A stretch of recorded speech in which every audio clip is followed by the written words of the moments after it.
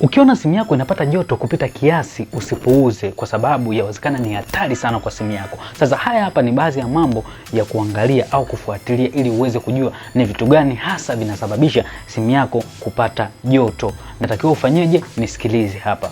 Bwana, hii hauijui. Kabla sijakuelekeza, kisha umefollow account, umesave video na umewatumia ndugu jamaa na marafiki kama unapenda maendeleo yao. Utakachotakiwa kufanya, kitu cha kwanza, kuna programu ambazo huwa zinatumia nguvu nyingi sana kwenye simu. Sasa ili uweze kuzijua programu hizo, utakachofanya, kitu cha kwanza, utaingia setting, utakuja mpaka hapa chini palipoandikwa battery. Ukishaingia hapo, utakuja mpaka hapa palipoandikwa battery usage. Ukishaingia hapa, itakwenda kukuonyesha application zako zote ambazo zinatumia chaji kwa asilimia kubwa. Kwa mfano mimi hapa kuna hili hapo, hili ni game. Kwa kawaida tu game huwa zinatumia chaji asilimia kubwa sana.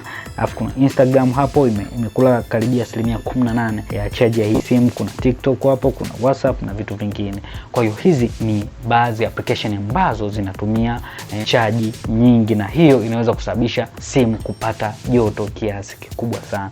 Na jambo la pili ni kutumia chaja isiyo bora. Kuna hizi chaja unakuta chaja inauzwa 2000, 1000, wewe unanunua. Bwana, hizo chaja sio nzuri sana kwa matumizi ya simu yako, kwa sababu yawezekana hiyo ikawa ndio sababu kubwa ya kuharibu simu yako. Na jambo jingine, mfumo wa simu yako jumla una hitilafu. Jambo la tatu, yawezekana betri la simu yako pia limeanza kuharibika. Kwa mfano kama simu imetumia muda mrefu sana, yawezekana hiyo ikawa ni sababu. Na jambo jingine, yawezekana upo kwenye mazingira yenye joto. Hapa na maanisha yawezekana umekaa kwenye jua au upo ndani ya gari na kwenye gari kwa kuna joto. Yawezekana hizo pia zinaweza zikasababisha simu yako kupata joto kubwa sana. Sasa kuna mambo ya kufanya ukiona simu tayari imepata joto kali. Jambo la kwanza, hakikisha unafunga application zako zote, na jambo la pili, hakikisha unazima data. Lakini jambo jingine, unaweza ukaondoa cover la simu yako na unaweza ukaacha simu ipumzike. Bwana, simu kupata joto ni hatari kwa